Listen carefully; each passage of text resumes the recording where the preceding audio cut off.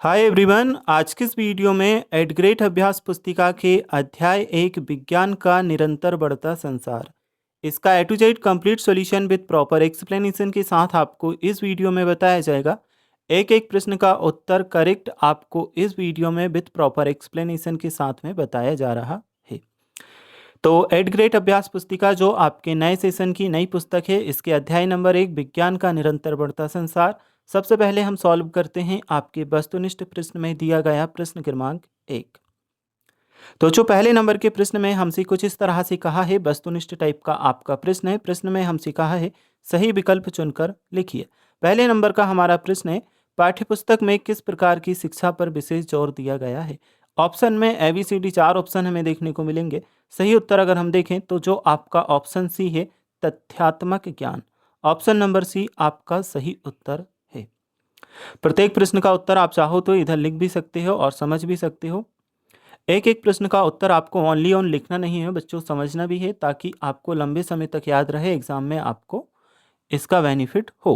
पहले नंबर के प्रश्न का उत्तर हम कर चुके हैं। चलिए इसके जस्ट नीचे हम देखते हैं प्रश्न क्रमांक 2 हमें दिया है।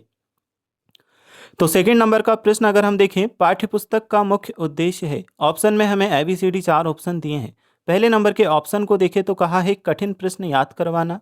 दूसरे नंबर के ऑप्शन को देखें तो कहा है विद्यार्थियों में वैज्ञानिक दृष्टिकोण विकसित करना।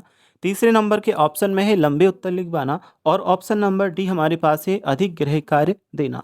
देखिए इस प्रश्न का सही उत्तर हमारा रहेगा विद्यार्थियों में वैज्ञानिक दृष्टिकोण विकसित करना, यानी कि ऑप्शन नंबर बी आपका इसमें सही उत्तर है। तो चलिए सेकंड नंबर के प्रश्न को आप यहां से कंप्लीट करोगे। ऑप्शन नंबर बी हमारा सही आंसर है। नेक्स्ट हम देखते हैं तीसरे नंबर का प्रश्न हमारे पास आ जाता है, विज्ञान किस प्रकार की समस्याओं से जुड़ा है। यह है हमारे तीसरे नंबर का। देखो यहां से आप देख सकते हो विज्ञान किस प्रकार की समस्याओं से जुड़ा हुआ है। ऑप्शन में हम देखेंगे 4 ऑप्शन देखने को मिलेंगे। पहले नंबर के ऑप्शन में हमारे पास में क्या है, केवल बड़े वैज्ञानिक प्रयोगों से। ऑप्शन 2 है केवल पुस्तकें में लिखे तथ्यों से। ऑप्शन सी हमारे पास है छोटे बड़े हर प्रकार की समस्याओं से। ऑप्शन डी है केवल अंतरिक्ष संबंधी प्रश्नों से।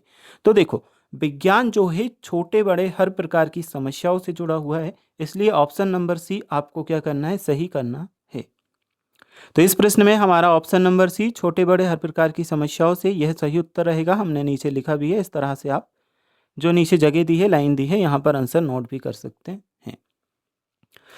तो क्वेश्चन नंबर 3 के बाद में देखते हैं क्वेश्चन नंबर 4 आ जाता है। इस प्रश्न में अगर देखें तो प्रश्न में पूछा गया है हमारा उड़ान भरने का सपना कैसे साकार हुआ। ए नंबर का ऑप्शन है पेड़ों के हिलने से। बी ऑप्शन है पक्षियों के पंखों के अध्ययन से। सी ऑप्शन है आकाश के रंग से। और डी ऑप्शन है बादलों की गति से। तो हमारा उड़ान भरने का सपना किस प्रकार से पूर्ण हुआ है, पक्षियों के पंखों के अध्ययन से। ऑप्शन नंबर बी पक्षियों के पंखों के अध्ययन से। ऑप्शन बी एकदम सही उत्तर आपका है, यह आपको कर लेना है। चलिए चौथे नंबर का प्रश्न कंप्लीट होता है। इसके बाद देखते हैं जो प्रश्न क्रमांक 5वां है। इसमें हमसे प्रश्न पूछा गया है पाठ के अनुसार विज्ञान की दुनिया कैसी है। यह है हमारा 5वें नंबर का प्रश्न। प्रश्न में पूछा है पाठ के अनुसार विज्ञान की दुनिया किस प्रकार की है। तो इस प्रश्न में हमसे क्या कहा है, जटिल और असंभव, भ्रांतियों को बढ़ावा देने वाली, निरंतर बढ़ती और रोचक। और ऑप्शन डी है डरावनी और अनिश्चित। तो देखो विज्ञान की जो दुनिया है पाठ के अनुसार वह किस प्रकार की है, निरंतर बढ़ती और रोचक। तो उत्तर हमारा क्या रहेगा इस प्रश्न के, निरंतर बढ़ती और रोचक। ऑप्शन सी ये सही उत्तर है। चलिए अब हमारा ये जो प्रश्न है कंप्लीट हो चुका है। इसके जस्ट नीचे अगर हम चलेंगे तो अगले और जो प्रश्न है हमें वह देखने को मिलेंगे। 5वें नंबर तक के प्रश्न को हमने सॉल्व किया। प्रश्न क्रमांक 6 आपका आ जाता है अगले पेज पर, कागज का हवाई जहाज की तुलना की गई है। कागज का हवाई जहाज की तुलना की गई है। तो इस प्रश्न के सही उत्तर में ऑप्शन तो ABCD 4 दिए हैं, लेकिन ऑप्शन नंबर जो आपका डी है एक वास्तविक हवाई जहाज से, ये आपका सही उत्तर आएगा। चलिए ये जो आपका प्रश्न है ये भी कंप्लीट होता है। इसके जस्ट नीचे हम देखते हैं आपका 7वें नंबर का प्रश्न, पाठ में विज्ञान को किस रूप में प्रस्तुत किया गया है।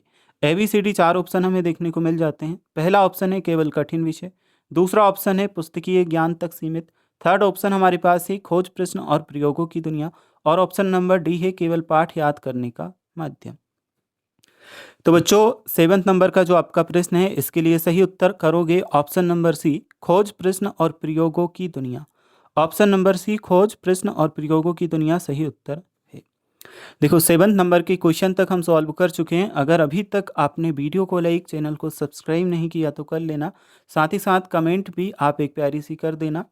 ठीक है, आपके लिए बड़ी मेहनत से सारा कुछ जो वीडियो वगैरह है तैयार करते हैं, और एक एक प्रश्न का उत्तर विद एक्सप्लेनेशन के साथ आपको बताया जाता है।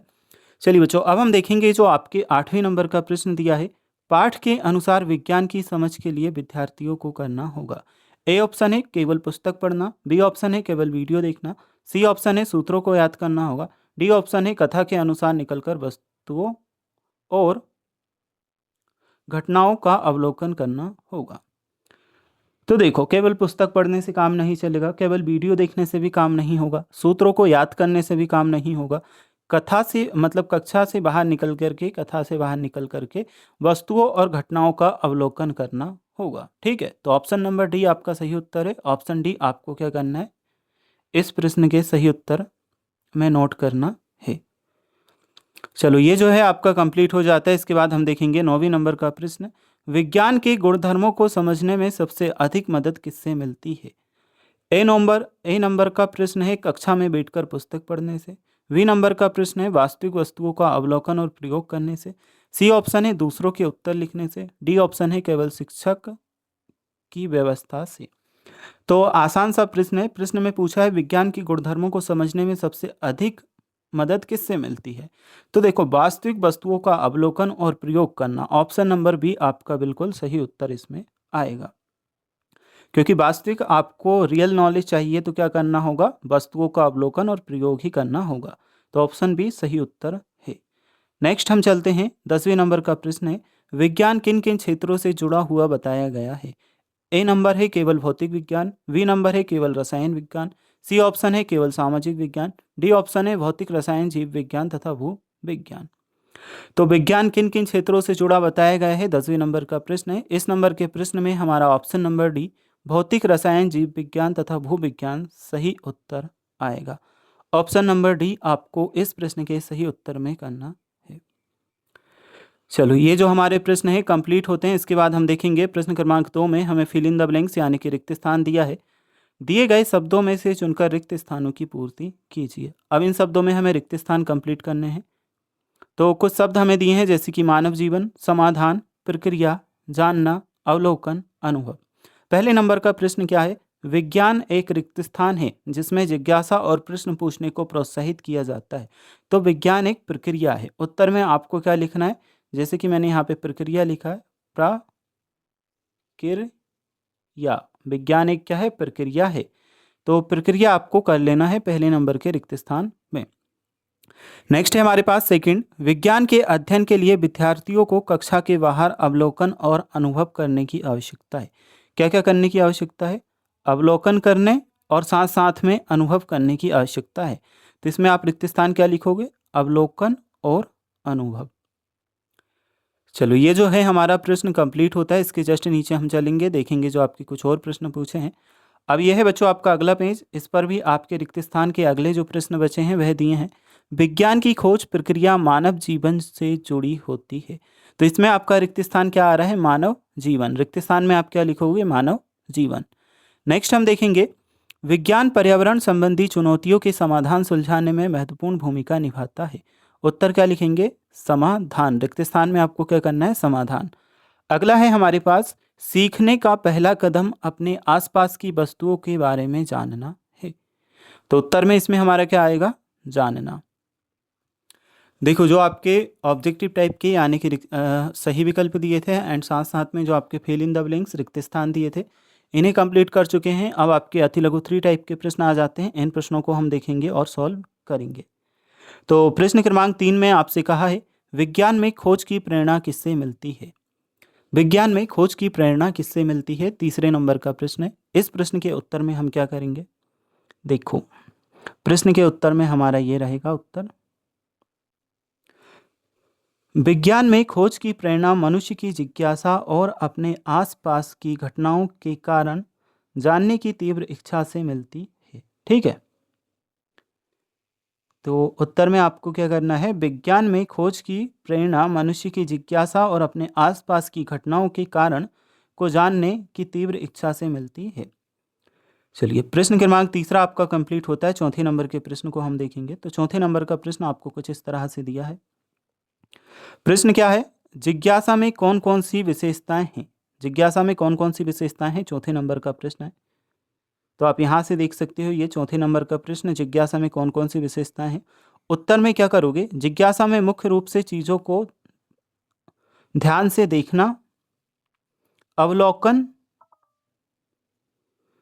करना, प्रश्न पूछना, क्या, क्यों और कैसे, और नए तथ्यों को जानने की इच्छा शामिल होती है। ये आप चौथे नंबर के प्रश्न के उत्तर में करोगे। ठीक है, यहाँ से देख सकते हो, प्रश्न का उत्तर हमने लिख रखा है। जिज्ञासा में मुख्य रूप से चीज़ों को ध्यान से देखना, अवलोकन करना, प्रश्न पूछना, क्या, क्यों और कैसे, और नए तथ्यों को जानने की इच्छा शामिल होती है। अब हम देखते हैं जो पाँचवें नंबर का प्रश्न है, इसे छात्रों को किस कौशल की ओर प्रेरित करने पर जोर दिया गया है। यह है हमारे पाँचवें नंबर का प्रश्न। देखो, यह है पाँचवें नंबर का प्रश्न, छात्रों को किस कौशल की ओर प्रेरित करने पर जोर दिया गया है। तो पाँचवें नंबर के प्रश्न में हम आंसर क्या करेंगे, यह हमारा पाँचवें नंबर के प्रश्न का उत्तर रहेगा। इस प्रश्न के उत्तर में हमारा आंसर क्या होगा, छात्रों को वैज्ञानिक दृष्टिकोण विकसित करने, अवलोकन करने, तर्क करने और प्रयोग करके सीखने के कौशल की ओर प्रेरित करने पर जोर दिया गया है। ठीक है, यह हमारे पाँचवें नंबर के प्रश्न का उत्तर है। छात्रों को वैज्ञानिक दृष्टिकोण विकसित करने, अवलोकन करने, तर्क करने और प्रयोग करने सीखने के कौशल की ओर प्रेरित करने पर जोर दिया गया है। नेक्स्ट हम देखेंगे छठे नंबर का हमारा प्रश्न है, प्रत्येक क्रियाकलाप के बाद दिए गए प्रश्न किस प्रकार सहायक होते हैं। तो यह है, प्रत्येक क्रियाकलाप के बाद दिए गए प्रश्न किस प्रकार सहायक होते हैं, छठे नंबर का प्रश्न है। अब देखो, छठे नंबर के जो प्रश्न है इसका उत्तर मैं आपको बताता हूं। यह आपका उत्तर रहेगा। ये प्रश्न छात्रों में सोचने समझने, चिंतन की क्षमता को विकसित करने, विषय को गहराई से समझने और सही निष्कर्ष तक पहुंचने में सहायक होते हैं। यह प्रश्न छात्रों को सोचने समझने, चिंतन की क्षमता को विकसित करने, विषय को गहराई से समझने और सही निष्कर्ष तक पहुंचने में सहायक होते हैं।